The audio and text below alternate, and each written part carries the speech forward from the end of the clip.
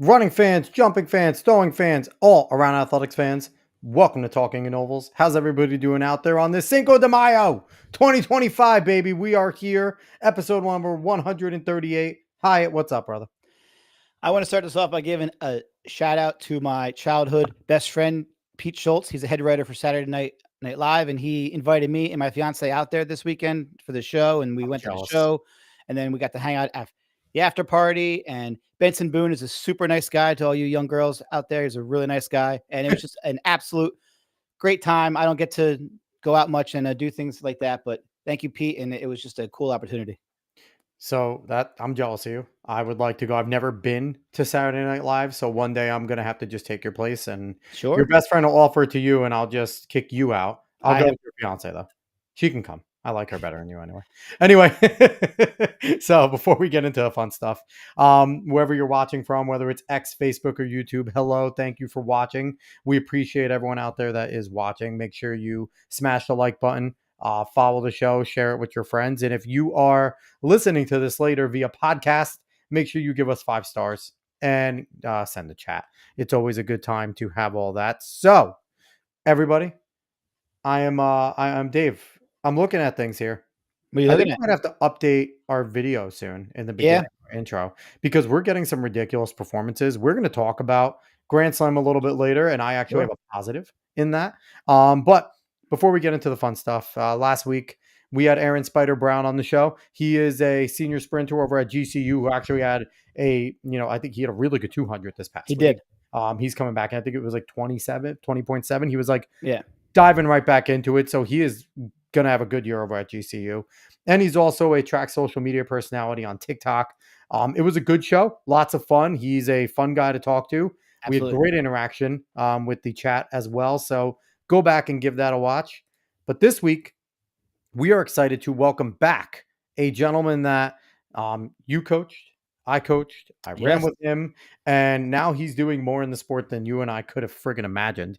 He is John Davern. He is a content creator over at FloTrack and one of our good friends. What up, bro? What's going on? I looked back. I think the first episode, well, the only episode I've been on before this one was episode 4. So Yeah. come a long way since then, huh? Yeah. That was And back when you were doing tight on entry all the Yeah. time with Alex Lynch, who was on a few weeks ago with who his actually just athlete. posted in the chat. This is why John. Yeah. No, I don't think was- he actually texted me, though. I think he's lying about that He wasn't answering because he doesn't like you, okay, Lynch? That's why. Because he likes us better and we are more worth it. This is like Manchester on Manchester violence right now. I But definitely lean on red way too much, though. So that's my fault. so, Davern, we are pumped to have you on. I want to talk. Oh no, actually, before we get to you, I'm not talking about you yet. We want to do our PRs because we like to bring our guests in before we do our PRs because we don't want to have you sitting there in the background for like 10 minutes. I feel like that's rude. So first, Dave, do you want to talk about Tom's River North and the absolute madness that they keep doing? Where do we start? I mean, at the Ocean County Relays, they ran. Let me just put up here. They ran 56.58 for the shuttle hurdles, won by over 9 seconds. I believe it's obviously. I think it's the tied for the state record, which is crazy. It's like number 2 all time in national history, but tied for the state record. It just shows how amazing New Jersey is in that record. And then they come back and they run a 126 in the 4x2. They are just absolutely loaded. We had their coaches on a few weeks ago, and they are continuing the same progression that they had during the indoor season. We saw it at Penn running 3:11, 4x4. Just they're absolutely crushing it. So way to go. And if I'm not mistaken, in the individuals, one of their athletes is chasing after the state record. Well, the 400 hurdles. Cam Thomas ran 52.07, I believe, which is just and I mean, we've all run at Southern. It could be really, really, really windy there at times, so it's not always the best conditions. I mean, but on any track, 52.07, just absolutely blazing. That is legit. So pumps for Tom's River North. We are rooting for you guys. You guys are absolutely fantastic. Keep on going. But we also want to give a shout out here to our friends over at the Red Arrow Track Club. Tom Figueroa always coming through. Right now he has athletes that he helps coach over at Edinburgh High School. And he always sends us their PRs. So let's go. Over at the Three Rivers Duel on the 28th of April, for the young lady Abby, not Amber. What am I saying? Abby Pete, ninth grader. She ran a 308.65 in the 800, and then Ethan Ferguson, a young gentleman, ninth grader, ran a 216.44. Then bumping up to the 1600, we had two guys there. Ethan Ferguson, a ninth grader, ran a 454.83. And then Ben Schinbeckler, a ninth grader, ran a 613.78. And then a young lady, Jade Leith, ninth grader, ran a 602.13. And then fast forward, May 2nd, at the St. Joseph Benton Harbor Rotary Invitational, we had Braden, I'm going to butcher your name. I hope I say it right. Shu? I think, I don't know. Well, Braden Shu in the 16 ran a 529.41. He's a ninth grader. And then he came back in the 2 mile and ran an 11:57.19. So congrats. Good job, everyone. Everyone for their PRs. And I'm hoping to see more of those names. And Tom, if I butcher those names, please just send me like phonetic spelling because I am awful at names. Like, you're lucky I could say Hyatt and Davern. Like, I mean, just bad at speaking, which is not a good thing considering that's what we do on the show. But congrats to everyone on their PRs. And absolutely. congrats are in order to you, Davern. Yes. You have a new job. Oh, okay. I think so. I ran a race actually yesterday, so I thought. Oh, did you? What did you run? No, Yeah, I come didn't know what on. you ran. No, it wasn't good. No, tell us. You have to. I ran the Broad Street 10 miler, and my training has been abysmal. Did you finish? I finished. Okay, then that's a win in our age. Okay, really you're getting old now. positive split, though. I went out in the 30 for the first 5 miles and came back in a 33. So that gives you a good idea for how I was feeling that second half. But so wait, Alex, are we at the level now where it's good if we just finish? Yes, a 5K. It is. We're at the level where it's good if we just finish a 5K and then we claim at the end as we're going, I was just training. That was just an easy fun tempo run. That's basically how I crossed the line though. Like it was rough. Don't you love in like the beginning, and we all do this, like at the beginning of the race, like muscle memory kicks in. It's like, all right, college pace. I feel and good. Then you get through 1 mile and you're just like, not in college anymore. Not in college anymore. It's like you start to feel it. Yeah, I made the mistake of my first mile was really controlled. It was like right on what I wanted to hit. And then I got excited that second mile and like picked it up by like 15 seconds. And then I paid the price hard after that. But so if I'm guessing, you ran a 30 on the way out. So your first mile was probably right around like 550. It was and actually then you 6 flat. It was like perfect. 6 flat. Okay. And then you got giddy and probably went to like 545, 530. Yep, pretty much. Pretty much how it went. And then we're not going to hear any more splits from that. No. I started hating my life around mile 4, and that's how I knew it was going to be a long time home. So, it was a rough last few miles, that's for sure. Be happy it wasn't a marathon, okay? Like, honestly, just be happy it wasn't a marathon. It was only 10 miles, which all three of us at one point have done for like a training run. So, sure, there is that.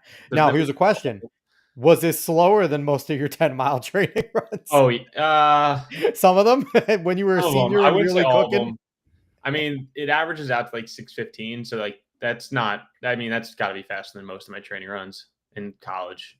Outside of like a few select ones, but for most, that would probably still beat it.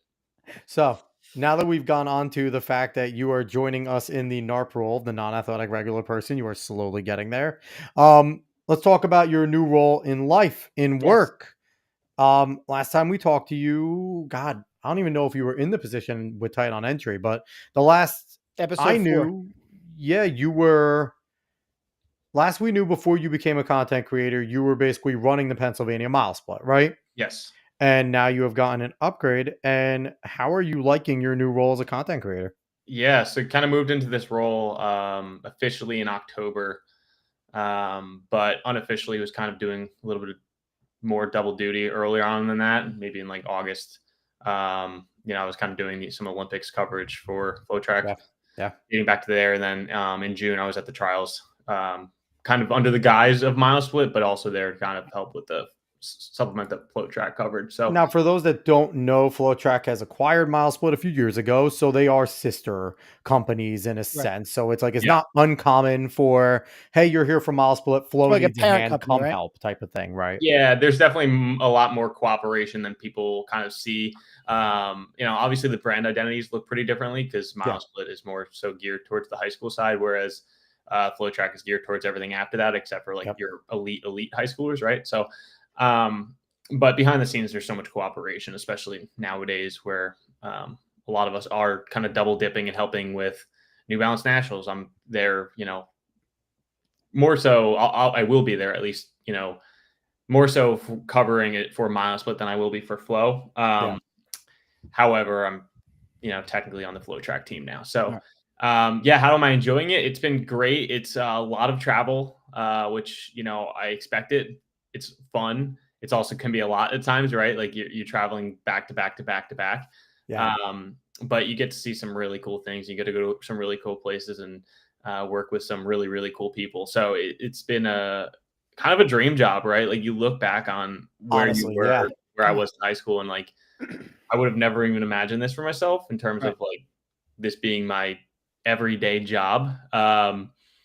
That's not to say it's still a job, right? I'm still working, but like kind of living the dream a little bit in terms of I get to follow track and field every single day. So who have you met so far that is kind of like, because like we all have our people that we look at and we're like, that's freaking awesome, right? Who have you met in person that's kind of been like, glowing as you come up to them? Like, who's been your people that have just starstruck you at Yeah, all? there's not many that have done that to me. I think the one, for whatever reason, the one that's gotten away from me that I haven't met, and he's actually on our team now, or kind of joining our team this year, helping with some Diamond League stuff and doing commentary for us, is Matt Centrowitz. I haven't met Matt yet, but like he's got to be the dude for me. I haven't met him yet though. His dad is awesome. Yeah, Senior's the man. The one that kind of, for whatever reason, like Craig Engels is just larger than life for me. I think because like when I was going to school was like the time where it was like Craig Engels was the dude. Yeah. Craig Engels is still the And he dude. just has a All right? great He won't personality, stop being the dude. Craig Engels is just dope. He's got that awesome hair going on. Oh, he's the best. I'm getting there. I'm getting there. I met him at the trials, like in person, one evening, and like that was like the coolest thing ever. Like got a picture with him, like totally fangirled out. Like I haven't done that for any other athlete, and I try to like remain as professional as possible. But like that's the one that just like geeked me out. There's not really a ton others that are like. I think talking to Grant Fisher for this first time was probably pretty cool for me.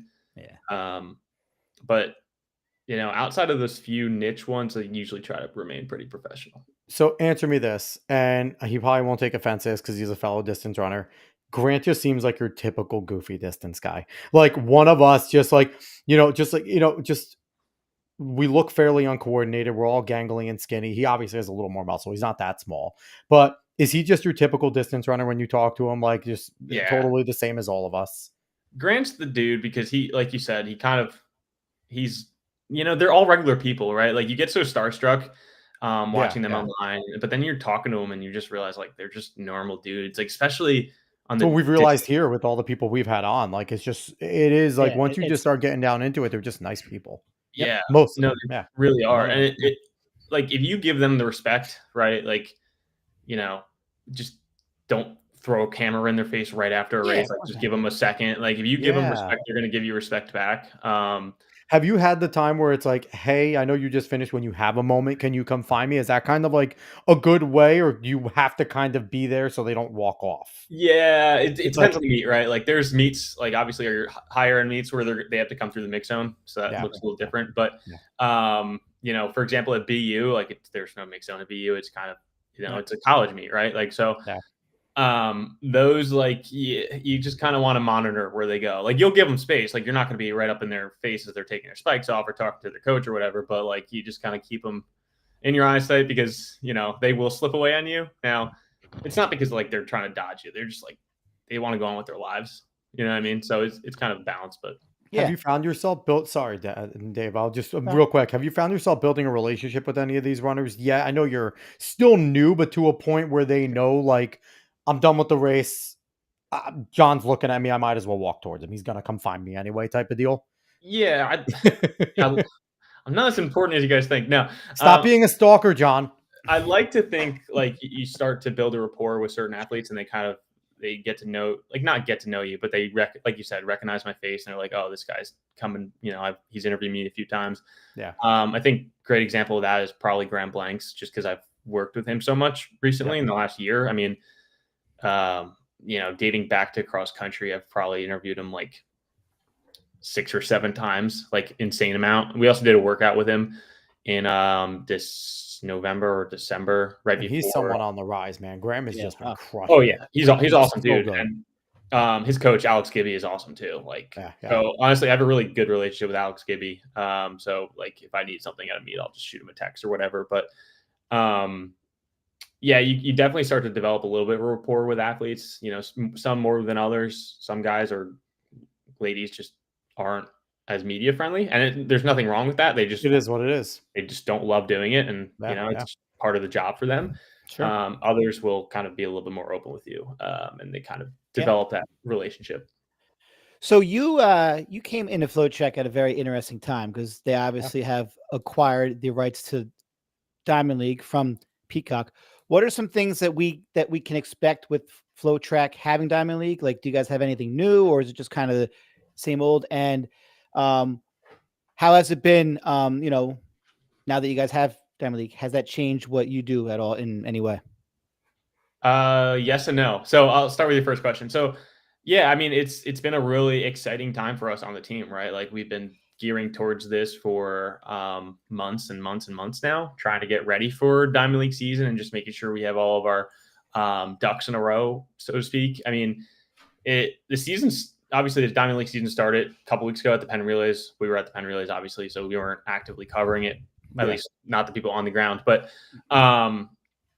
it's been really exciting. I mean, you look at Shanghai this past weekend, it was a really, really thrilling, honestly, the best meet of the weekend by far. Yeah. So some things we've been kind of doing, you know, that Peacock necessarily wasn't. We have 5 streams, at least moving forward. We're going to have 5 streams. We've had 4 the last couple of weekends. So we're showing all of our field events, right? Like, Peacock did not have those dedicated streams.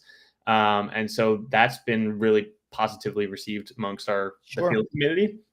And if you have not subscribed to FloTrack yet, go ahead, take the time after the show. Don't do it now. Do not get off the show right now. But after the show, make sure you go and you subscribe to FloTrack so you have access to all these awesome things, especially if you're a track fan. That's where you're going to find Diamond League now.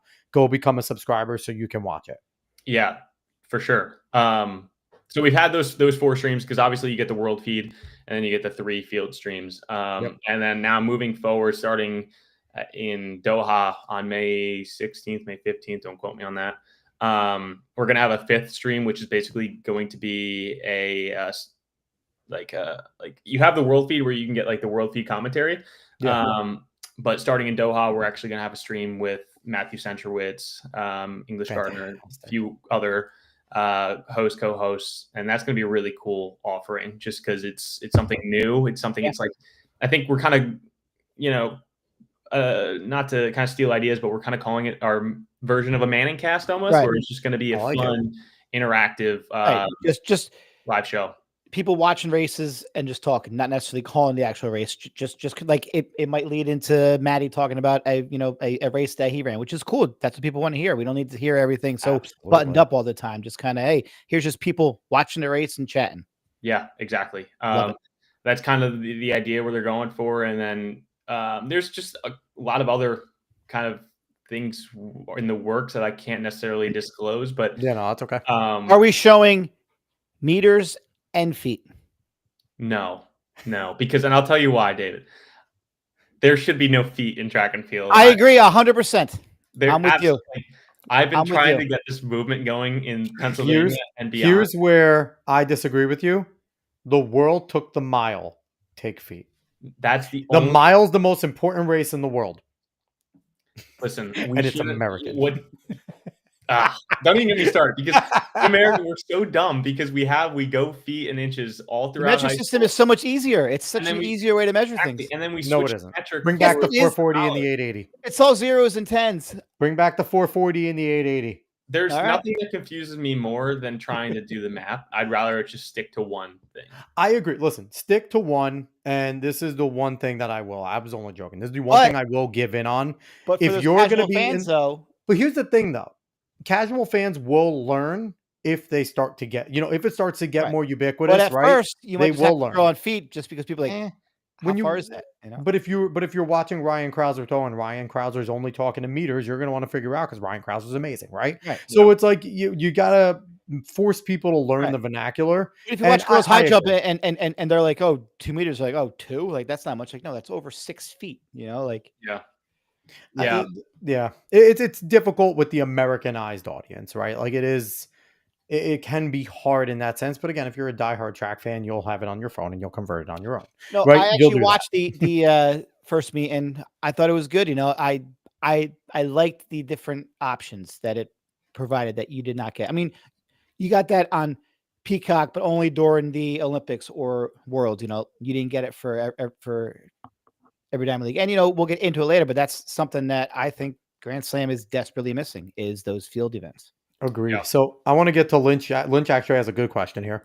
Um, how was it interacting with the Goose? He took those kids at Penn Relays not knowing who he was in stride. He seems like another dude who is just chill and fun and doesn't take himself too seriously while knowing he is that damn good at the same exact time. How was that? Yeah. Yard's another, like you said, just doesn't take himself too seriously. He's just out there for um, the fun and the love of it. Obviously, it is his job, but He's always smiling though. He yeah. really is. He's always a huge smile. Oh yeah, No, the Penn Relays thing was fun.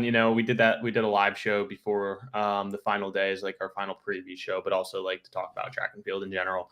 And we were doing fun little bit where we were basically asking, like I was basically kind of a street reporter in the warm up field, like trying not to get run over by these runners doing their stride outs. And yeah, it was funny because like did it during like the girls 4x4s. So like there wasn't a ton of distance athletes down there. So like these Right. girls, these high school girls 4x4, their athletes were like who's Yard? Like who's Yard and a Goose? So it was That's a funny good segment. content. It was a great segment. I was watching it. I was laughing and like you guys, I think one of the things that FloTrack does for the sport that a lot of other outlets haven't done is they kind of set the standard for how a lot of these things have gone in track and field, right? When it comes to like kick of the week, coverage, things like that. And just with the way Yeah. you guys did a great job of like throwing it back to Yard's reactions at the perfect moments and things like it was a well done thing. And I got to give the team their due. FloTrack, they've been doing it for a long time. They know what they're doing in terms of how to get this. So how has it been joining that team and kind of learning kind of the behind the scenes, the tricks of the trade, and how much is it they're telling John Davern to just go out there and be John Davern at the same time? Yeah, I mean, I think a lot of the things I'm doing now were things that I was trying to implement for Pennsylvania Mile Split, Yeah. just on a much larger scale, right? Mm-hmm. I've kind of always branded myself as like a utilitarian person, someone who can kind of, I don't even know if that's the right usage of that word, but like someone who can just do whatever. go with it. Someone who can just do a little bit of everything. You're So a Swiss Army knife. We'll go with that. So it's a yeah, better vernacular there. There you yeah, go. for sure. So I find myself doing a lot of different things. But I like it because it puts me in like new positions all the time. And like, I'm doing things like a live preview show at Penn Relays. Like that's not in my day-to-day or week-to-week kind of, schedule per se. Like I don't do our, weekly podcast or whatever. So, Yeah, which you should, by the way. yeah, I don't know. I like my Tuesdays without like super long production meetings and stuff. No, but seriously though, it's fun. I find myself doing a lot of different things. Like I said, it's a lot of marketing though. Like content, we say we do content, and like that's my job is content. But it's like content marketing, right? Because Sure. we're trying to promote the sport. We're trying to promote our streams. We're trying to promote the products that we're putting out there. Yeah. Which it's fun because we get to do content that's geared towards our stuff, and in a backwards way, and in it all just helps promote the sport, right? Like if we're putting out cool stats and we're putting out like entry lists, like check out this BU meet that has the most talented fields we've ever seen, most talented college field we've ever seen in December. Like coming off of it, that was kind of a big one for me because it was like my first big project was kind of develop the content plan for that BU season opener back in December. Nice. And you saw Graham Planksville 1301, I believe. Yeah. Ridiculous. Yeah. And so Penn Relays is another culmination of that. I kind of ran our coverage team on the ground there. So, Penn Relays is just a beast in terms of like, you're just all over the place. Like I could imagine your head is spinning at a meet like that because there is so much going on and it's really like the early who's who of track Yeah. and field, right? Because you're there, and it's now not just covering the top American high schoolers and pros. It's like you have the who's who of the Jamaican high school sprinters, the future of Jamaican sprinting there for the men and the women. And it's Quincy like Wilson. huge Yeah. deal. But just outside of Quincy, like Sure. that kind of breaks our American bubble in that sense there. Like you have your internationals and the pro races, right? But that's got to be big. Do you guys target that for Penn Relays? Like we have these top Jamaican sprinters coming in. They're next. Like they're going to be challenging Oblique in a few years, and these other massive sprinters. Do you guys at Penn Relays, is that a huge focus too? Like making sure you get to know these massive men and women Jamaican high schoolers that are coming in? It definitely has to be. And it is in kind of different ways, right? Like, so we took advantage of being down in Kingston. Our team was down in Kingston for Grand Slam. Nice. And so a couple of our team members, they filmed basically a little Jamaica series. So check that out on YouTube, where they visited 4 different Jamaica schools. And so not really a workout video, but basically behind the scenes look at like what's going on at these like big Jamaica schools. So I believe they did, don't quote me on this. I would have to remember exactly what schools they did, but I believe it was Heidel and a few others. And so that was a really cool, unique project that we kind of dripped out during Penn Relays. We tried to turn it around a little bit quicker, but just like based on the time, like from when Kingston was to when Penn Relays was, they couldn't quite get it out before Penn Relays, but we were able to drip it out during the Penn Relays, and that got really good reception, especially from folks in Jamaica. Sure. As far as like our coverage plan on the ground, it's like has to be geared towards our American audiences a little bit, just because like those are the people that are like tuning in, those are the people that are watching. Not that Jamaicans aren't, but if you look at the percentage of Americans, you got to look at your demographics. Exactly. Absolutely. And we have to target our markets, right? And Yes, so yes. we got a little bit of flack for talking more so about Quincy during that 43.99 than the Jamaicans who won. But I mean, you have to, right? Like he's the next great, hopefully, knock on wood, next great American star. Like, how do you not talk about a kid who split 43.99? Yeah. And it's again, that's the balance, right? That's the balance of knowing your audience and not trying to overextend. And so when you guys are sitting there in the meetings, there is really no off season, right, for FloTrack because it goes from XE and everything. But Yeah, sure. What are you guys trying to do? Because obviously, trying to expand the sport is trying to get as many fans as possible to recognize. So, do you guys have any like innovative ways that you can talk about here that you're trying to think of?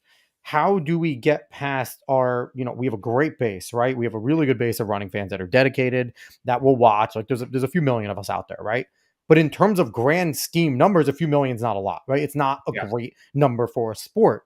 So are you guys trying to scheme up more ways to kind of get outside of our track junkie bubble? Because Dave and I are going to watch, right? The people we interview here are more than likely going to watch everything. We're buying FloTrack. We're buying Peacock. We're getting all these things to watch all these.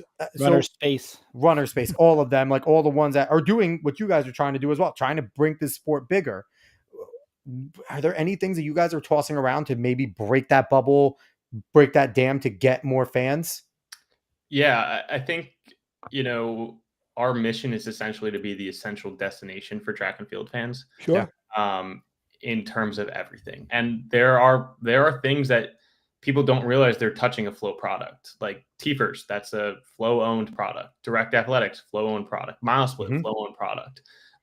So people are using our ecosystem every day, right? And sometimes it's good that way, right? Because there are people that like have like dumb hatreds for things for no freaking reason. So you don't always want to put that on there because someone may have a obnoxious vendetta against FloTrack for whatever reason, right? Sure. So it's smart to kind of not fully. Yeah, for sure. But at the same time, it's like, okay, we need to find ways to utilize these different platforms in a more productive way, right? And so we're trying to figure that out and trying to bridge, especially on the Milesplit to Flow side, trying to figure out how we can bridge those audiences a little bit better, right? Because on Milesplit side, we have a 4-year life cycle from a product perspective. Yeah, sure. Yeah. Parents are going to subscribe from freshman year to senior year, if we're lucky, like 4 years. I mean, life cycle is closer to 3 by the time people actually subscribe or whatever. Yeah. But we want to bridge that gap, not just for our own numbers, of course, obviously, but like also because we're losing so many fans at that bottleneck from high school to college. The amount of high school athletes that aren't competing in college is, a pretty high percentage. And so we're losing so many fans in the sport at that threshold right there. So we really have to. Wild. It is wild. And so it's like, where do they go? Right. It's like these kids, like you said, they're going to college. Well, they're graduate. So their parents obviously lose interest because their child is not doing it anymore. So then that whole family is kind of like, oh, well, we have no reason to watch anymore. It wasn't something that we watched prior to. So the goal is to get those families where they're so into it, where even when their kid stops running, they're like, wow, I just really like watching the actual sport. Yeah. And I think one of the ways we're kind of really getting into it now is to be more community driven in our activations. So Penn Relays is a great example. Last 2 years, we've partnered with On to kind of do some promotion and, pre-promotion of the Penn Relays. And that's we've gotten a good reception from that. You see it, if you guys ever go to the trials, you'll see it there. A lot of brands use that as an opportunity to activate. And we want to get in front of those audiences and make sure we're kind of doing the same thing. So I think that's something you're going to see more of from Flow in the future. We've kind of done a lot of that. We were at TRE, which is the running event. If you guys are familiar with it at all, but the biggest running convention in the nation. And so we partnered with them and did stuff with them and Sound Running in Austin this year. And I think that's something we'd like to continue to do. Obviously, I can't speak to specifics, but obviously. And so, there's a lot of ways we're trying to kind of grow the sport through those lenses, but we're also just trying to make it more fun. So we're actually with the Diamond League, we're working with we're kind of bringing a fantasy game to light here. That's what we were saying. We've been saying that. It's kind of a soft launch. Like we haven't promoted it a ton. We're just kind of making sure it's all buttoned up. Makes sense. But it's good to go now. And so we're kind of really excited about that. And so you're probably going to see some more promotion of that ahead of Doha. And it's just a fun way to watch the sport, interact with the sport, and just be more familiar with it. So a lot of, unique things that we're talking about and trying to execute on.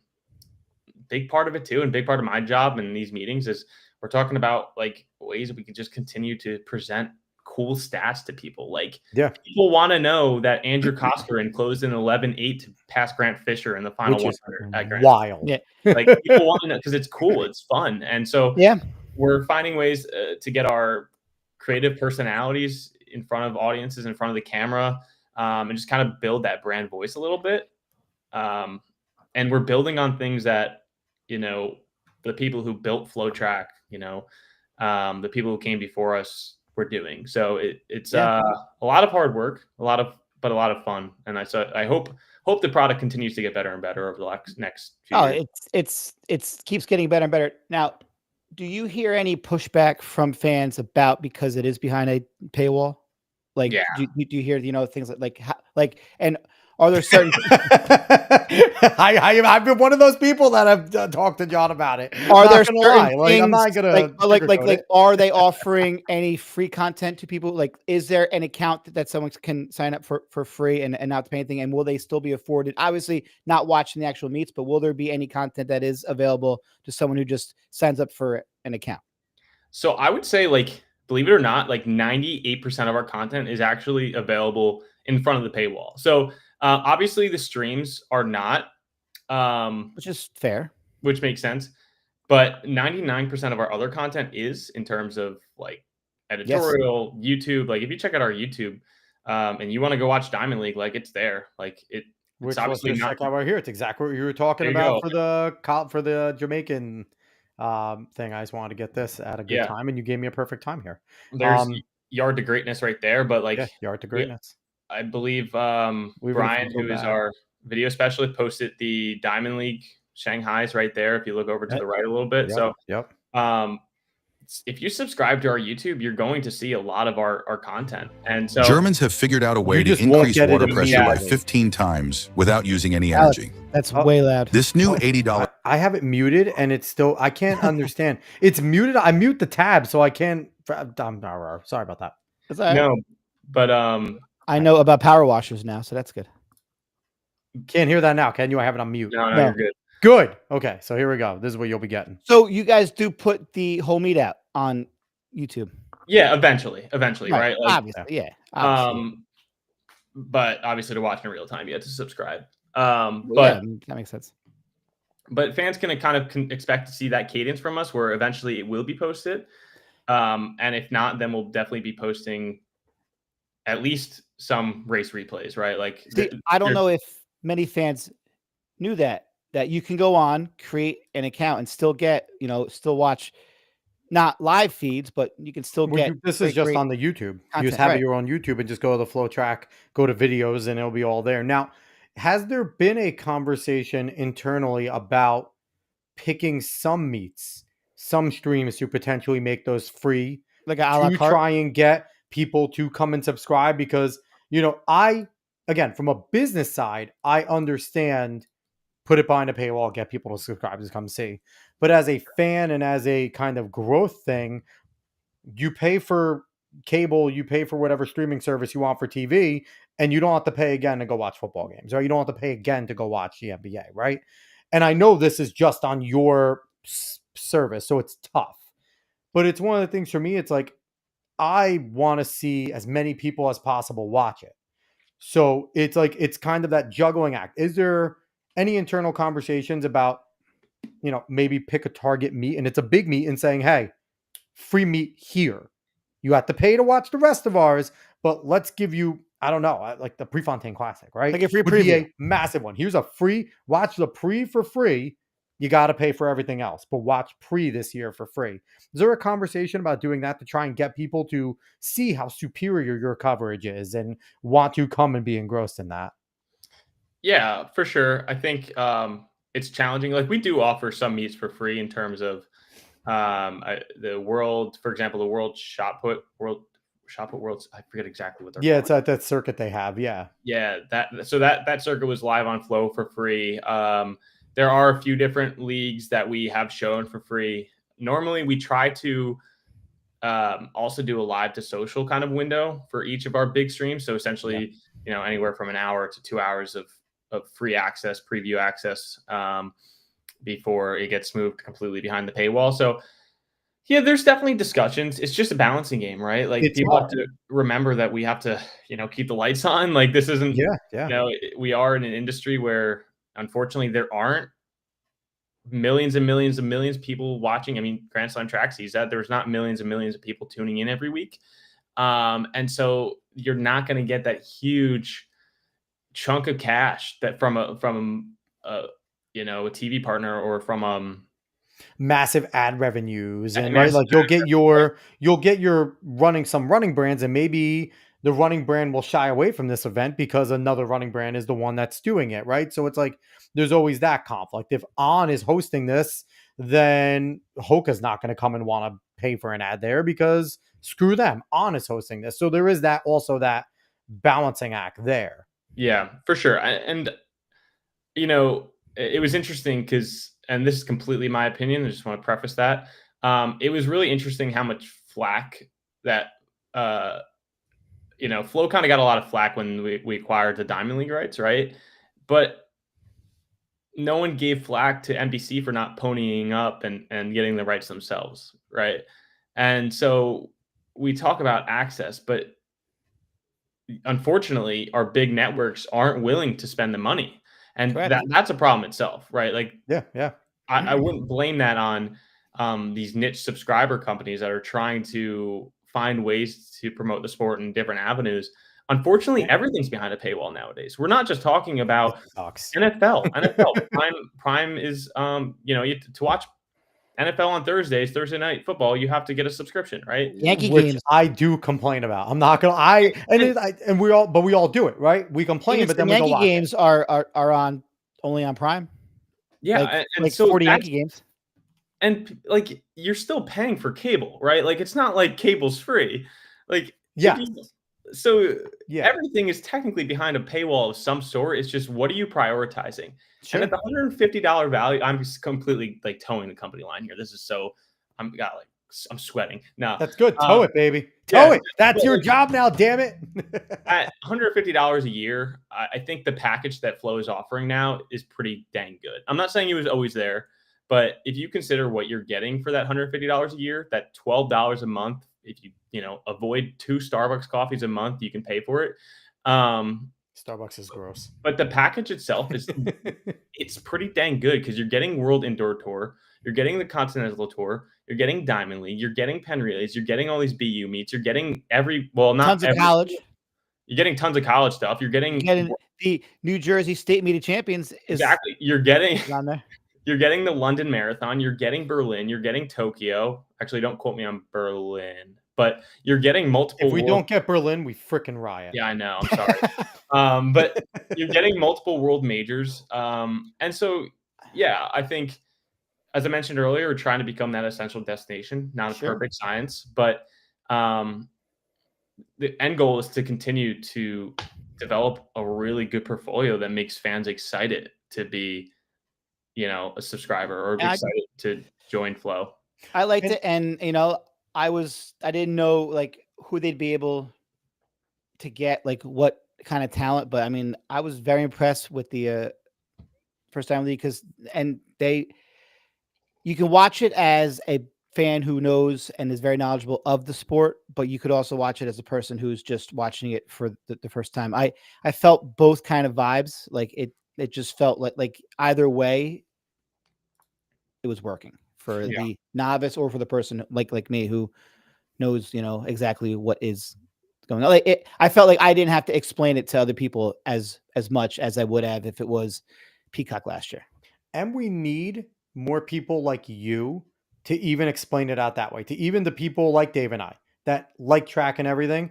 When you lay it out that way, how much is offered, I don't think that Flow does a good enough job doing that, where it's like, yeah, you see the end price tag of 150, but this is all you're getting and it's a massive amount. And if you're a running fan, why wouldn't you, right? Like nobody gives as much as we give type of thing.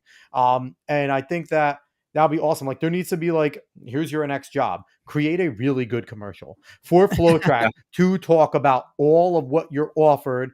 And you know what I mean? Cause I feel like that is like the biggest thing to at least get the running fans to jump in more is to do something like that, to be like, hey, you get all of Diamond League, you get this, you get that, blah, blah, blah. And just exactly like maybe just clip you and just put you on a commercial and just having you like you rattled it off the top of your head without even looking in the detail for a script. There's probably more that's offered that you could even give, right? Yeah, so I you just say FloTrack, everything but Berlin.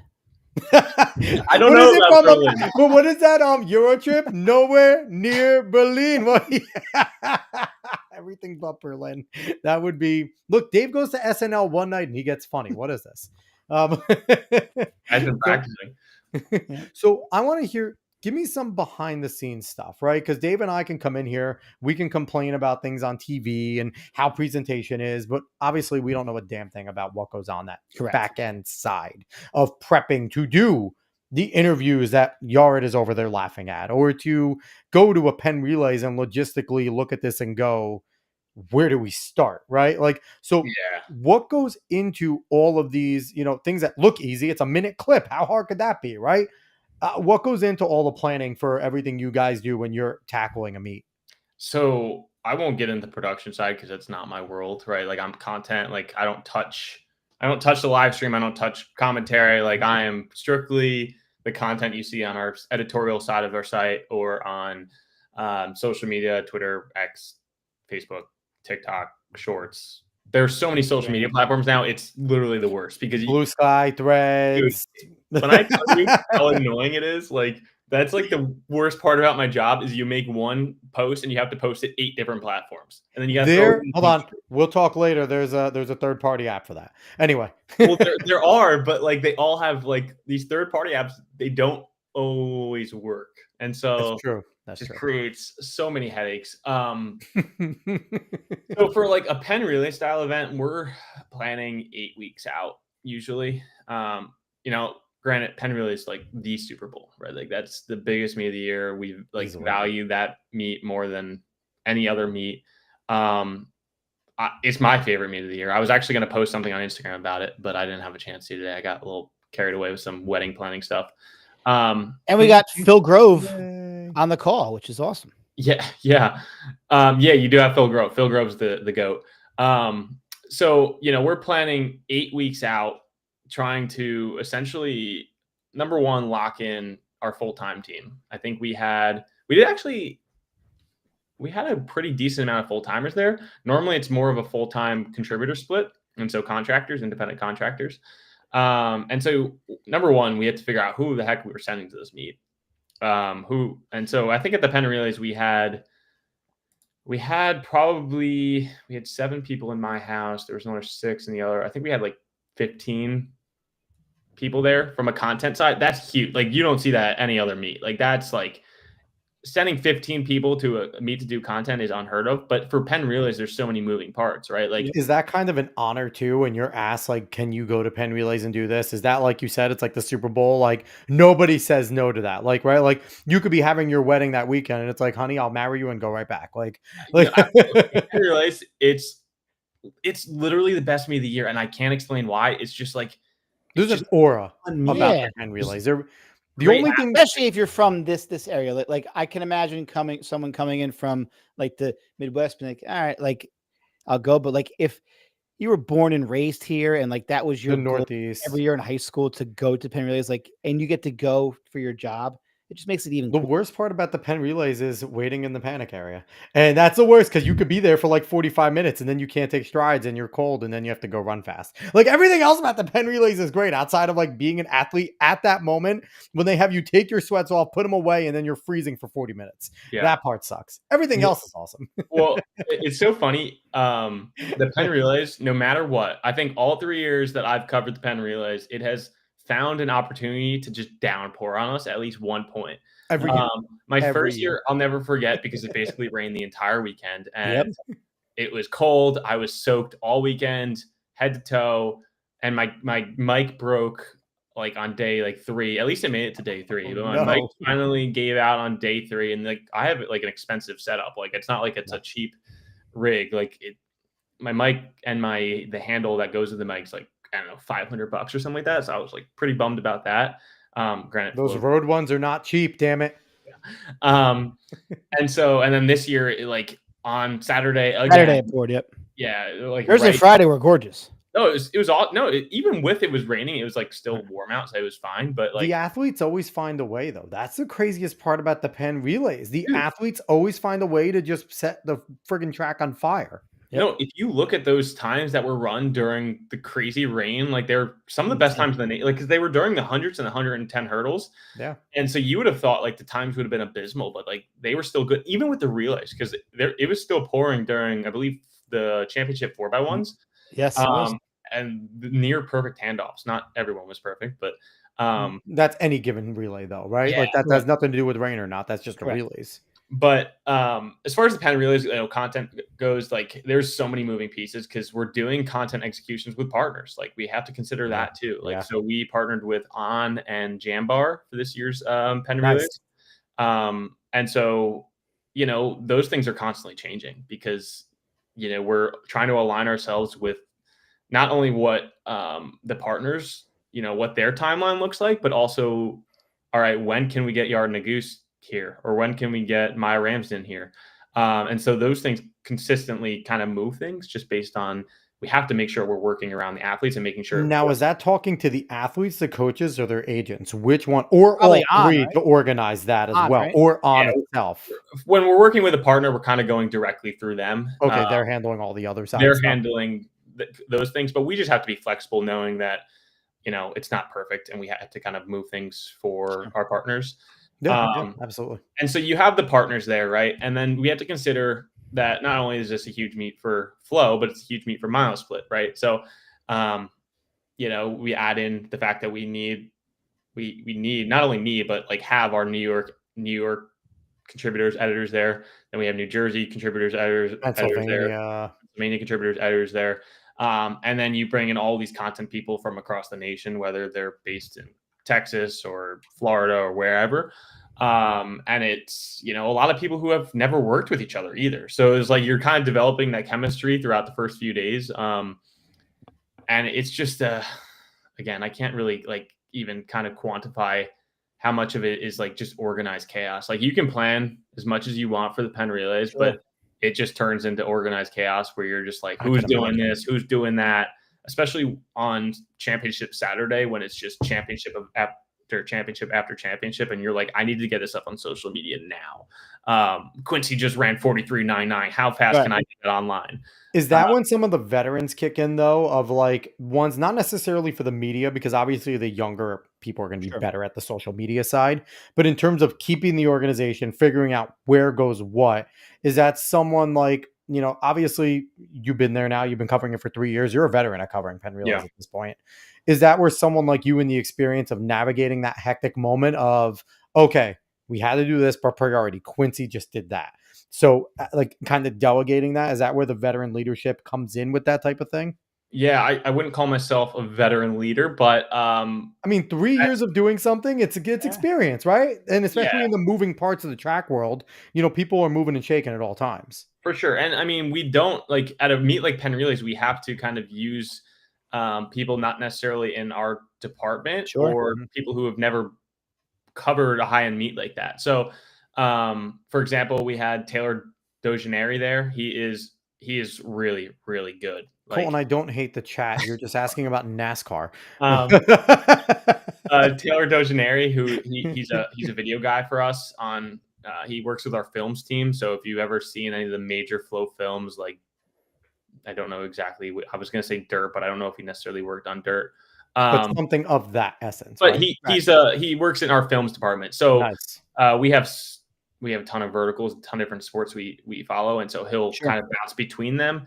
And I think he's been all over the place this year. He's been to like cheer worlds and jiu-jitsu tournaments. He was in Portugal for a little bit. So and people need to understand Flow. How many sports do you guys cover? You guys have a ton. Over 30. 20. It's be over 30. Is it over 30 now? I thought you guys were at like 26.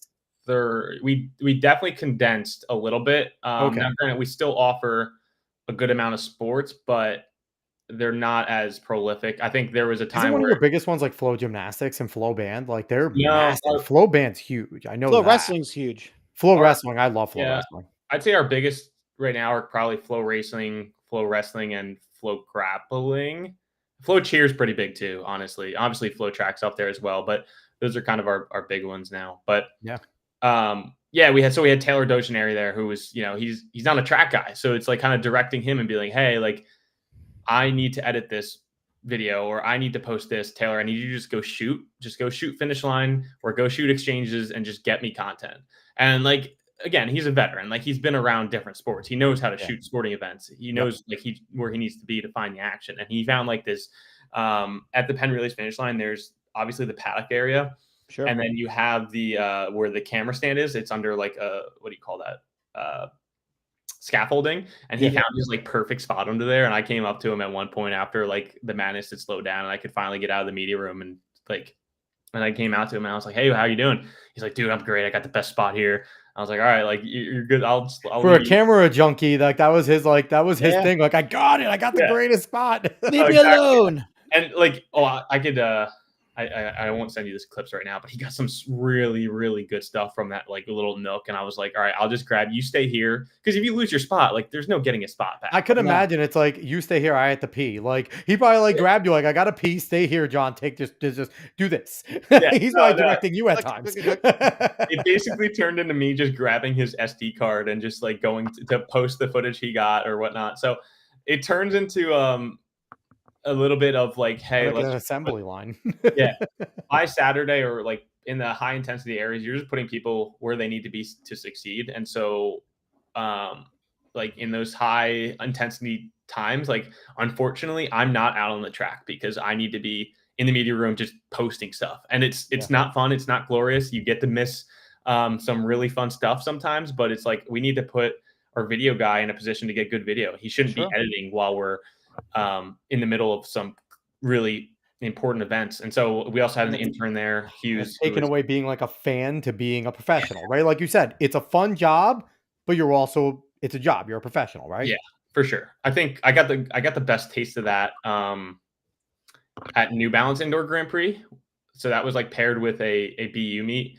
And so, well, it wasn't paired with the BU meet, but the BU meet was on Friday, Saturday, and the New Balance Indoor Grand Prix was on Sunday.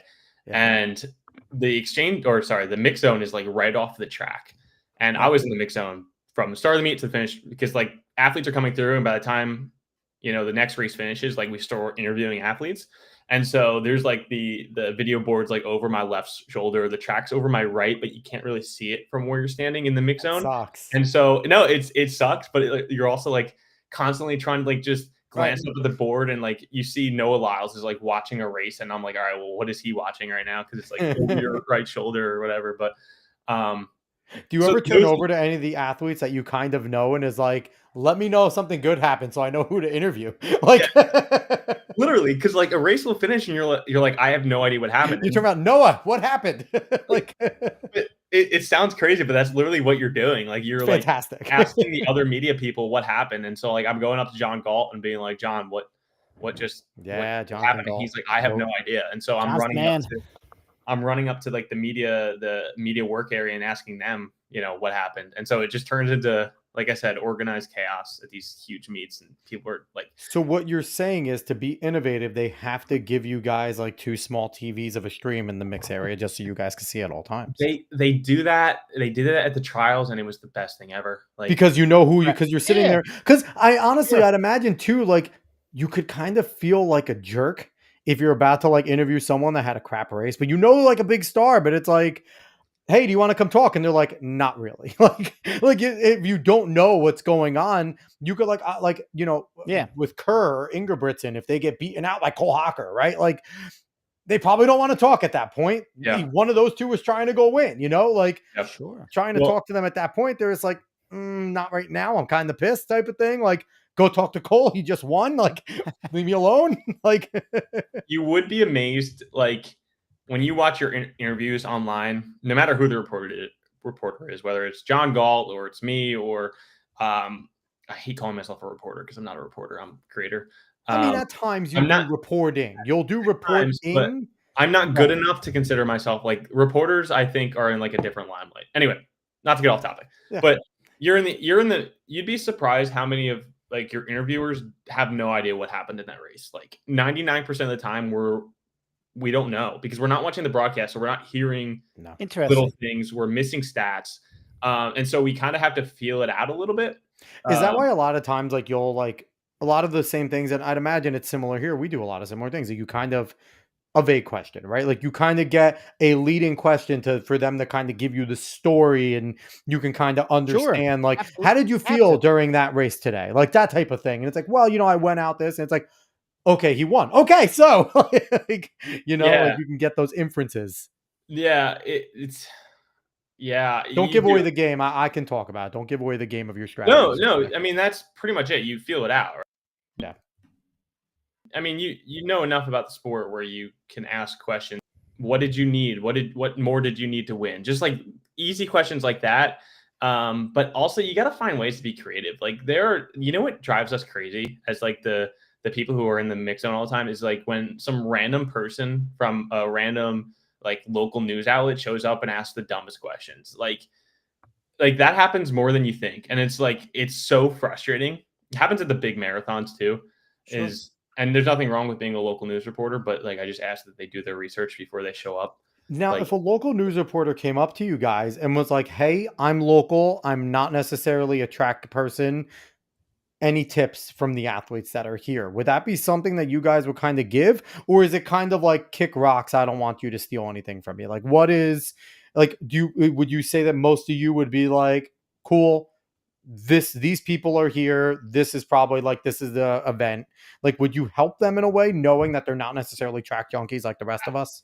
Absolutely. Because like, these aren't exclusive interviews, right? Like these aren't sit downs. Like anyone who has a camera or a phone or a mic can get the same sound bits that we're getting, can get the same exact clips that we're getting. And I mean, you'll see that a lot. Like a lot of our interviews, like I'm standing next to John Galt with a camera. I'm standing next to, Chris Chavez or whoever from Sidious, and we're all getting the same exact interview. It's just like who can get it up first and who, you know what I mean? And it's like, hey, good question. Thanks for that one. Great Yeah, content. You gave me good content for that awesome question. And so in a way, you're working together, but those big media outlets, they come with the biggest camera they can find from 1999 that's like 300 pounds and sits on the guy's shoulder, and you're like, dude, like, why do you need that? Like, and I get it, they're getting the TV shots or whatever, but and then they ask just like super generic questions, which are like, will you be racing the London Marathon? No, I'm in Boston. London Marathon's in a week. Like, why are you asking that question? Like, so. And that's from people that aren't in the know, right? So maybe like if you're a local reporter that ever watches this, maybe just go up and ask some of the people from Flow or Let's Run or things like that, and just be like, do I make myself sound dumb? I don't know. But so I want to get to the chat real quick, and then we'll jump into Grand Slam before we jump out of here. Colton saying it's about time we got John Davern on the show. He was on in episode 4. Colton, I don't know if you're listening there. He said Davern Denny still sucks. I agree with that. He said Davern, you going to Dover in July? I don't know if that was meant to be Is that a question or not? It's Colton. You never actually know. He also says I hate the chat, and definitely hate the chat. He also says I'm barely into going left now, adding legs instead of wheels and going left. I'm definitely lost. Thank you. We had Coach Picton coming in with the typo, but he was pumped. John Davern, he's happy you're here. And then we have Aaron Brown, our guest from last week, jumping in, saying I'm good enough to be a reporter. Go ahead, Aaron. I would love it. Listen, I know you've talked to a lot of people, Aaron, so go there. If you see John, Aaron, go give him a dap and go do reporting with him. Ask some cool questions, and you guys can both get some good stuff. And so let's get in real quick. I want to talk about Grand Slam before we jump out of here. Real quick, I was very critical of Grand Slam last week. Very critical of Grand Slam Jamaica. And I think it was well-deserved. I will say Miami significantly better. Agreed. Having a crowd that's big enough to fill where you are helps so much. Certainly, optics were better. Optics, yes.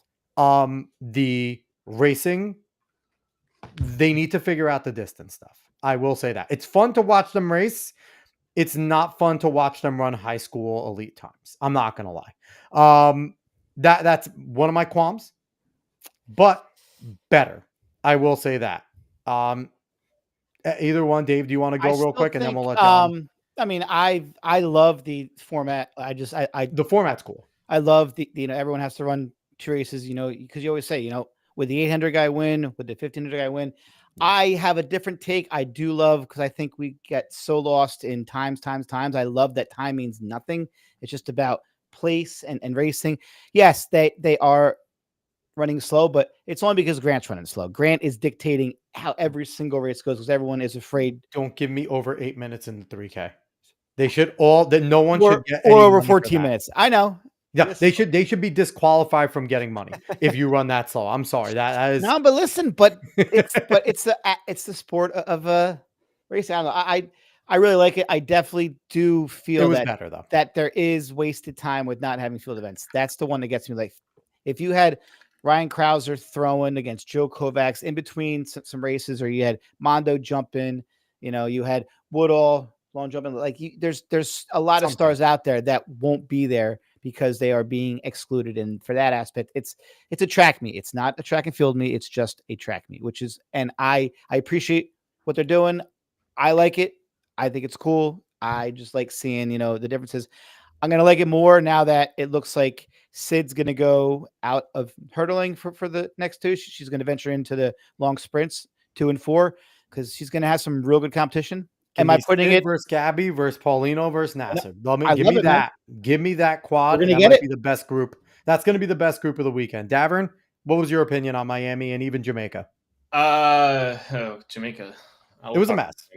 Kingston was a mess. It was first one.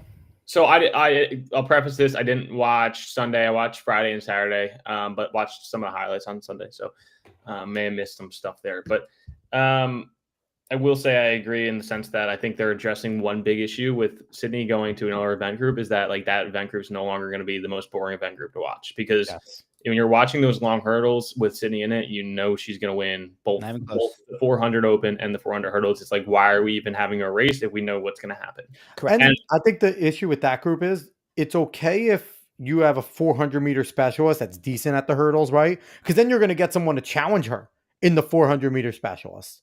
you'll get someone that can run 49 with her, right, in that open four. So they might lose in the hurdles, but right, like you said, it's We boring. got She's the only one that goes sub 50. She's the only one that does what she does in the hurdles.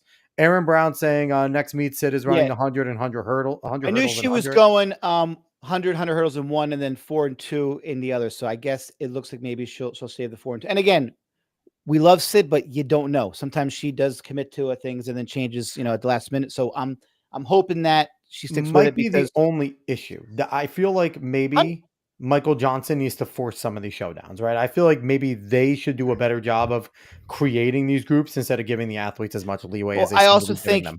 in the distance, we need like someone to challenge Grant, like someone who's at his level, because right now he's just better than everyone who's in his races. So like you need to get one of those challengers. Like, I mean, Yeah, Keep going, yeah. I'd rather see her in the long sprints event. Like, I'd rather see her race I would the too. 400. I think that 100 hurdles is going to be a bad event for her, just because. Same with 100. I mean, like she hasn't run it in forever. I mean, I think she'll be okay with the 100 just based on her 200-meter time. Like, it won't be fast. Like, she's not going to win. Right. She's not going to beat Masai in the 100 hurdles. So like, no. That's going to be interesting. Curious. I mean, I'm excited to see her race. I give her credit for doing that, and I really hope she goes 2 and 4. And I agree with Aaron Brown here. Yes, that is the guy that we want, is Jakob. Give me Jakob in the 3 and the 5, and then we'll see some running, because he will take it out. Yeah, I think where they messed up with that 400 or that long hurdles group is they just didn't get more star power. Like, if they could have got Femke Bol in there versus Sydney, like, okay, now we're talking, because it's like Femke could probably, grab a couple of those 400 wins, and now it's an open competition. If you look at like Jakob, I don't think he's going to do. I don't either. Any U.S. meets outside of like pre. He's in pre. I don't think he's probably going to do anything outside of that this year. But he's the guy that we all want to see. Well, he's the guy to beat, though. Like, right? Like, yeah, 100%. I still say in a non-rabbit race where everyone's going all out, he's the best. He only they're missing. You got to remember, they're missing Noah. They're missing Sha'Carri. Those are two big names too. Not having Noah and Sha'Carri there, and those will be Tobogo. Yes. Yeah, they're Tobogo. Like, there is a good handful of names. Now, don't get me wrong, they have a ton of star power. Now, so it's not like they're lacking. But here's the thing: are we seeing a transformation? Is Kenny Bednarik becoming that dude? No, only a 10.78 doesn't tell me you're that dude. It tells me you're one of the top dudes. I think, but in terms of the one, 9.78. He's the best 1 and 2 combo going now. I think. I mean, it's still early in the year. Are we talking about U.S. athletes, or are we talking global? About overall, man? Like, Tabejo's still the 200 guy. He is, but I mean, Kenny's doing some great stuff, man. Kenny's on the rise. Don't get me wrong. I like Kung Fu Kenny. So what else you got for us, Davern? What other critiques or positives? I will say Shanghai was a better meet overall. I'm telling you, night and day. Like, watching Grand Slam on Friday night and then watching Shanghai on Saturday morning, I was like, this meet is so much better. And I'm not being a hater, like, legitimately, from start to finish, just the level of talent, right? Like, and we talked about the issue with Grand Slam, I think they'll figure this out eventually, is that they've got so much high-end talent that it kind of hurts the product, right? Like, when you have the best of the best, when you have Sydney McLaughlin, when you have Grant Fisher, and then you kind of bring in these, I don't want to call them B tier athletes, but Cooper tier is not on the level of Fisher, right? So, but you go to Diamond League and you had the winner of the women's 800 ran 156. You had 8 women break 2 minutes. Then you look at the 100-meter dash and you have Connie Simbine versus Letsile Tobogo. And did Letsile race? Letsile might not have raced. But then I don't think Letsile did Tobogo this time. Yeah. You have Kashane Thompson in that. You look at the 110 hurdles. You have Cordell Tinch running insane numbers. So he ran great. Yeah, he did. And I don't know if you guys watched the 5K either, but that was another great race. So I don't know. I just think when you have so much high-end talent that you can't, I can see that in more. I think the best overall group is the 15-8 on the men's side, with like just overall talent. You got Kerr, you got Nagush, you got the only guy missing really is Jakob. I mean, you have some studs in that one, but you're right there. that there are some of the One it's of the very spots that's high been end. low, like the women's longer distance groups, because you just have 2 or 3 of the kind of Yeah. African women, and they just go, like, they're gone, and there's, like, no chance. That second pack is so far behind, and you kind of like you said, at the Diamond League meets, that there's gonna be a pack of 6, right? Running and competing. Where here, yeah, they got top end talent, but did they get enough, right? So it's like that question. I'm not a huge fan of the scoring system with the 12 I would agree. in the first place. I'd like to go regular college, just go 10, 8, 6, 5, 4, No, 3, 2, but 1, it right? does reward winning. It But rewards 10 winning, rewards winning. but You get 2 more than the next person. That's a lot. it's too much in my opinion, Yes. because you have Josh Kerr who wins the 15, but then finishes like, I don't know, 6th in the Well, yeah, I mean, it's hard. Like kind of like wins. I don't know. I've got Yeah, wrong. no, I don't like the 12 points. So Aaron coming in saying Tabejo he ran a 10 flat. That's, he needs to go a little quicker, but that's good. I think it was his first race of the year. And also coming in saying I'll never be fair with Arab in the 800 group and then 1500 guys. yeah, Agreed. And that did show like in but Kerr, Cole, and Yard aren't 815 guys. They're 15 3K guys. And you see Yes. that, right? They're not like there's a difference between an 800 1500 guy and a 1500 like 3K like guy. Like I think huge. Hobbs Kessler would be better. Yeah, Yeah. Hobbs is the big name missing. Yeah. I think Because he's an 8 guy, he's an 815. Yeah. I would also like to see, and I understand they want to race the best of the best versus each other in their specialty events, but I think it'd be more fun if we like completely jumped out of bounds. Like, let's race Grant Fisher in a 5K and then put him in an 800. Like, let's do crazy stuff. If we're like kind of gonna jump between event groups, so to speak, or jump between disciplines, go from 400 hurdles to the open 4, let's like do it the whole way, especially on the distance side where it could be so much more interesting if we had Grant Fisher versus Yard and a Goose in an 800. Like, I would like to see that. Now, It'd be interesting.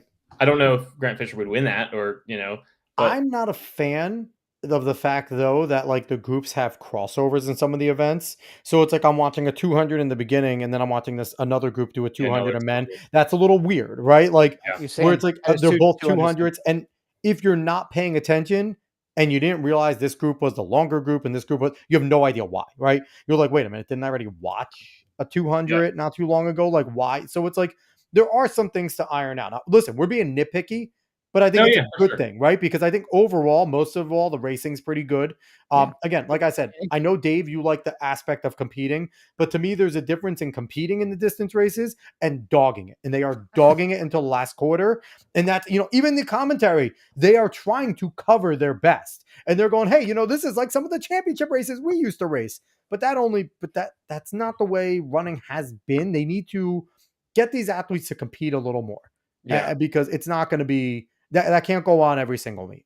I like that Grand Slam is bringing another product, right? Like it's great. Like there's another product for track fans to watch, and they're with a lot of familiar faces. If anything, it's going to boost the sport in the United States, which is 100%. What we need to do because there's not enough fandom in the United States. And so having more professional meets, high-end professional meets in the US is a great thing.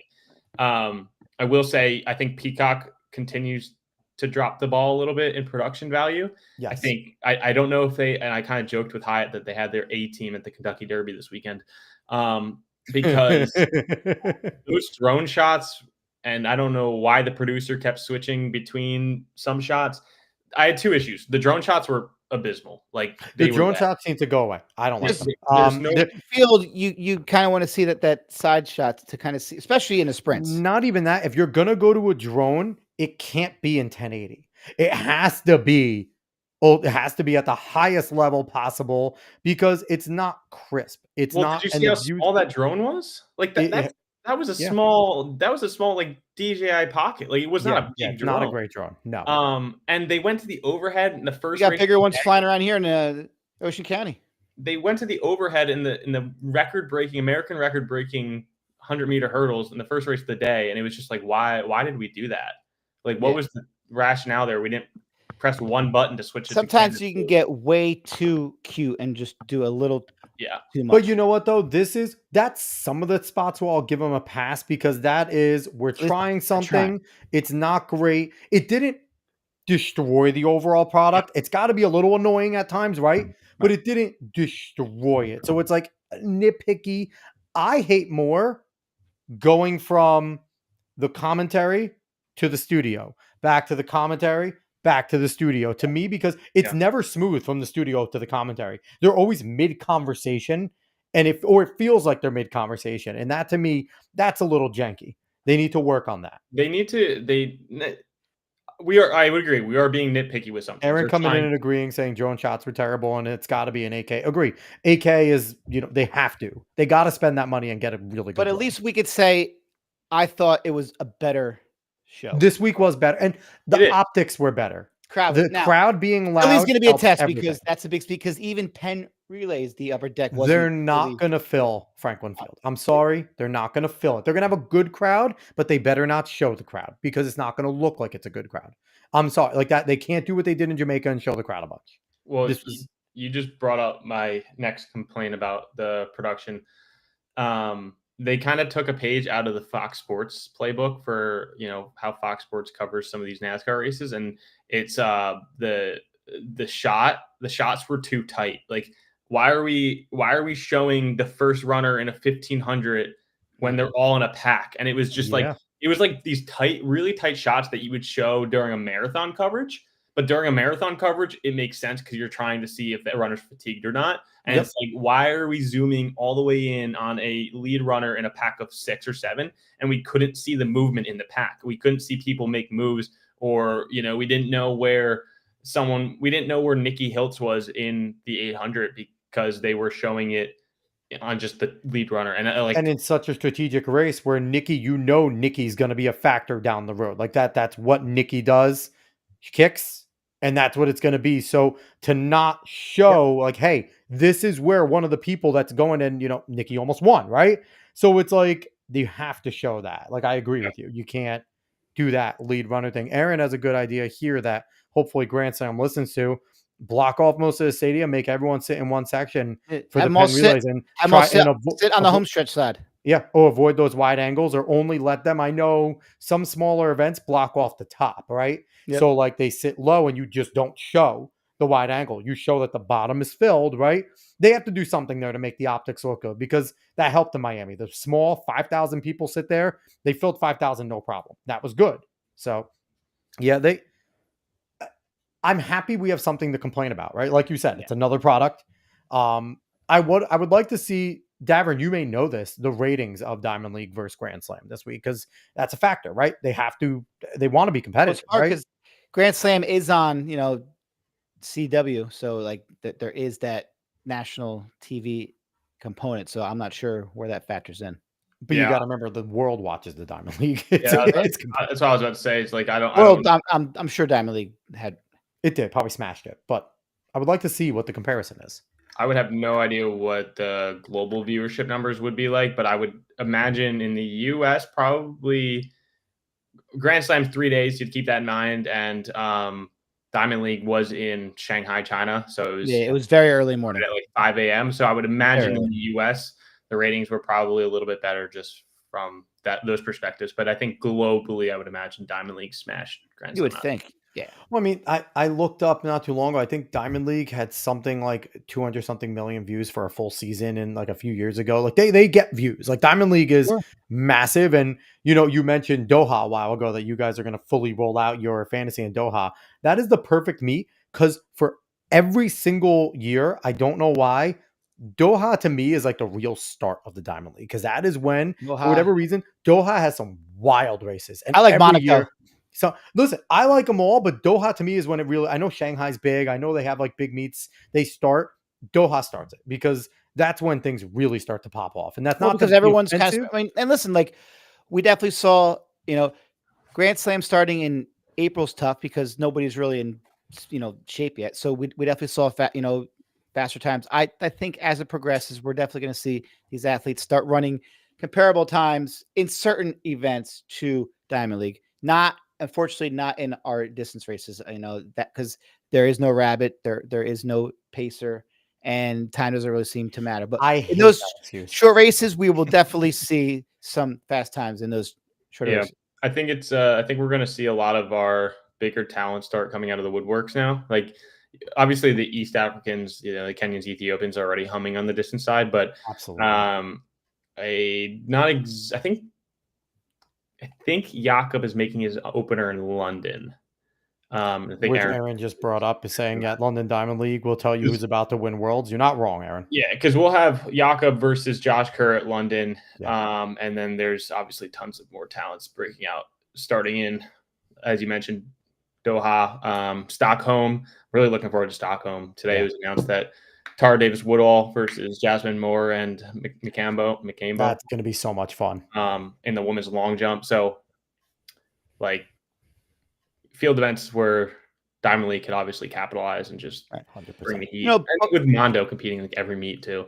But what's also cool is that, we are talking about track in May on a non-Olympic year. So, that's something that we could say is definitely a positive thing, that, that people are having conversations about Grand Slam and Diamond. Like, just the fact that we're saying who's got better ratings, who's better, Grand Slam or Diamond League. The fact that we have both now is pretty cool. Now, the biggest thing we need to get to is not just us talking about it, right? Because trackies are talking about it, but who else? Period. So that we need to get some more movement there. Yeah, I think we are internet's bringing a new age of track and field in terms of suddenly these athletes and people in the industry aren't just athletes, they are also influencers, or they're also personalities, and so they have their own YouTube channels. We talked to Aaron last week. Aaron's one of the top sprinters over at GCU, and he has a massive platform on TikTok, right? Yep. So he's exactly a product of that. And you have like a guy like Jakob who's bridging worlds. I don't know if you've checked out his YouTube channel, but it has nothing to do with track and field, which I love. It's like he's like building cars with his friends and his brothers in his garage or whatever, and he's these sweet cars that That's because Europeans are so much better at leaving their sport at the event. Like you talk about like whatchamacallit, the Serbian and the Nuggets right now. Nikola Jokic, right? He goes home and rides horses and doesn't even think about basketball. And not even that. Like, the guy seems to dislike basketball most of the time. Like, after they won the championships and they're like, "Oh, way to go do the parade," he's like, "I have a parade. I have to go home." Like, they seem to be able to be better about, it's my identity when I'm there. When I'm not there, I don't care. Like, like so much better in a way. And probably not all, probably some, but like, you would imagine someone like Jakob or someone like Jokic would eat, sleep, and breathe it. And it's cool, like you said, to see. No, they don't. They go do other things. I always tell the athletes I coach, I'm like, you need something else. You need something else. This can't be 24/7 always on don't be like us. Yeah. Don't be like us, and this is all we like. So let's put a bow on Grand Slam and let's make some predictions. Davern, I'm going to go to you first. Is Philly going to be are we going to perceive Philly as much of a success as we're perceiving Miami? Because Miami was an improvement, a vast improvement on Kingston. So I'm marking that as a success for the Grand Slam. Do you think Philly will continue to improve that, or will we potentially see a step back due to, again, massive venue type of thing? That's optics is my biggest thing with this whole thing. Yeah, I mean, they're going to continue to get a little bit better each time. It's no doubt. Obviously, like your first time out, it's not going to be your best showing. Yeah. They have a lot of really, really smart people on that team, like a lot of industry executives that have been in entertainment business industries for a long time. Then you also have some people who have been around the sport for a long time. Obviously, Kyle Merver, Michael Johnson, people who understand where. And you got Chavez too, which I thought was a good get.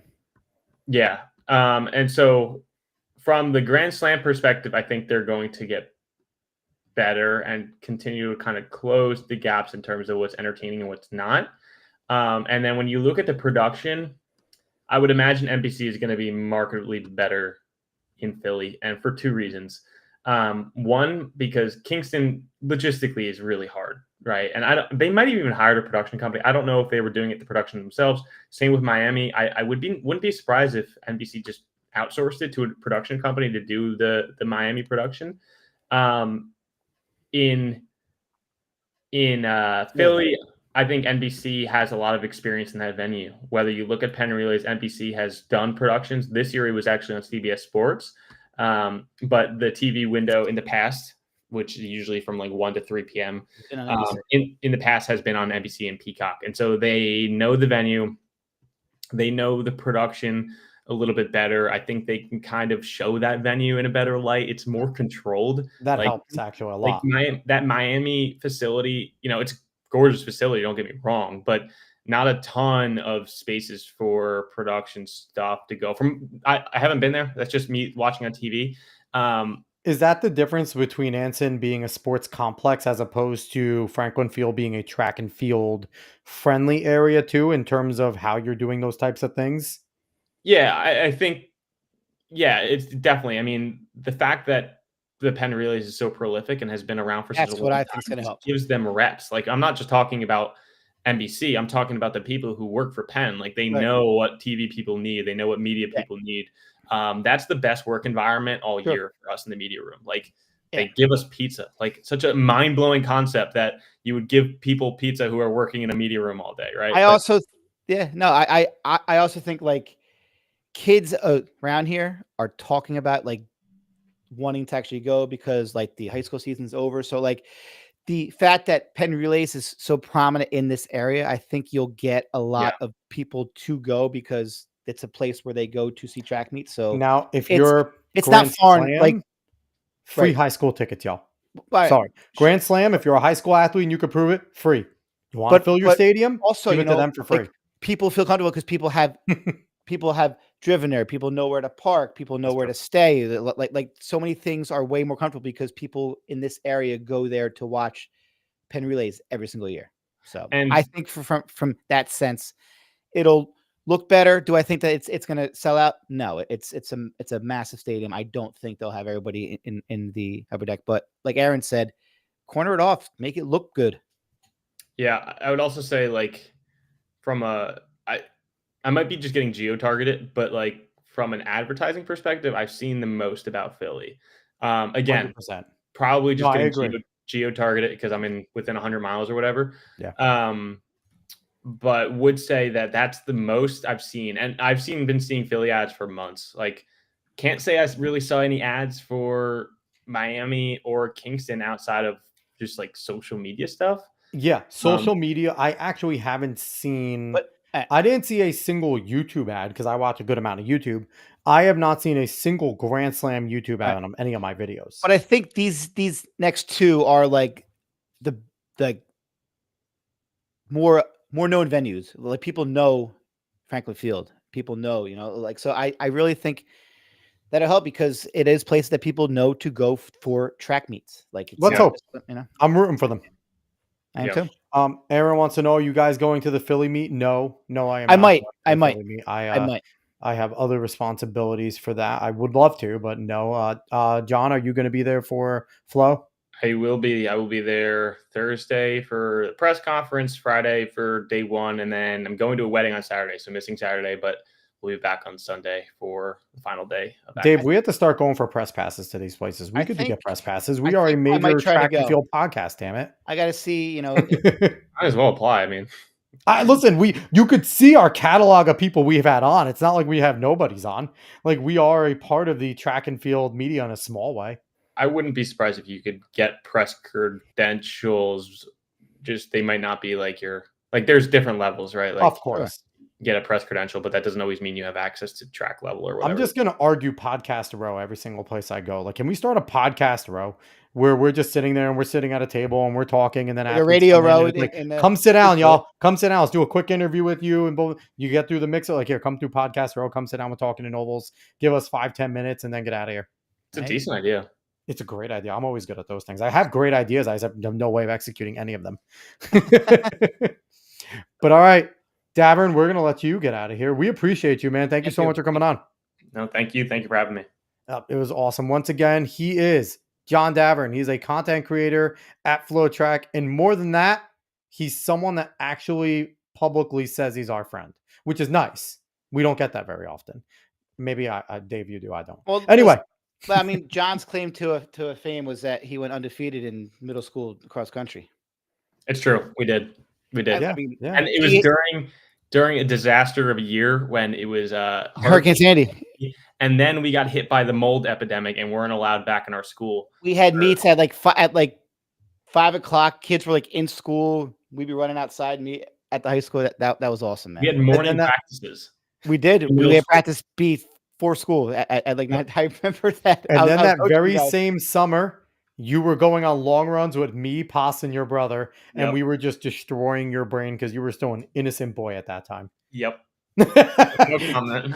The things that John probably heard on those runs could not be repeated anywhere. John wasn't the one saying them, so you know what? He was just taking it all in. Look at I didn't know what half the words meant. Someone from a place, but Alex, think about it. Someone from a place where I coached, you went to school, is now creating content for the biggest platform in track and field. Kudos to you, John, man. And that's only the start. That's only awesome, the start for Mr. John Davern. There's going to be a day where he's going to be our source to getting people from FloTrack. He's going to be the president one day and just running that thing. He's going to run it within the next 5 years. I'm calling it 5 years. But all right, once again, he's John Davern. Like I said, content creator, FloTrack. We're talking in ovals. He's Dave. I'm Alex. We'll be back next week with another fun show. Wherever you watch from, X, Facebook, YouTube. Thank you so much for watching. Make sure you like, share, follow, subscribe. Everyone that commented, going from Lynch to Colton, Coach Pick, and Aaron, we appreciate Thank you guys. all of you for jumping in and interacting. We'll be back, and so long, y'all.